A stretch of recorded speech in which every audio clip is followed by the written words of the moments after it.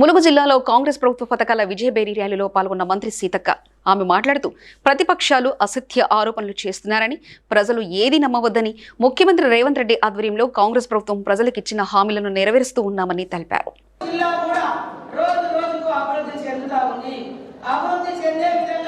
తీవ్రంగా ప్రయత్నం చేస్తూ ఆడ డబ్బులు లేకున్నా ఆర్థిక ఇబ్బందులున్నా కూడా మన వెనుకబడ్డ నియోజకవర్గానికి మరి సీసీ రోడ్డు కానీ, బీటీ రోడ్డు కానీ, బ్రిడ్జెస్ కానీ, అంగన్వాడీ సెంటర్లు కానీ, గ్రామ పంచాయతీ బిల్డింగ్లు కానీ ఇస్తూ టూరిజాన్ని కూడా పెద్ద ఎత్తున ప్రమోట్ చేయబోతున్నాం.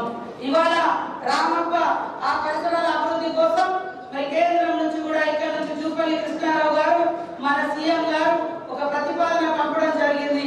ఆ అందరి యొక్క సహకారంతో మేము వెనుకబడ్డ వాళ్ళం కాదు, ఈ రాష్ట్రంలో అన్ని రంగాల్లో కూడా మేము కూడా మా బిడ్డలు కూడా ముందంజలో ఉన్నారు అనే విధంగా ఎడ్యుకేషన్ లో కానీ, ఉద్యోగంలో కానీ, అభివృద్ధిలో కానీ, టూరిజం లో కానీ మొన్న జరిగినటువంటి సమగ్ర సర్వేలో ములుగు జిల్లా ఫస్ట్ వచ్చింది.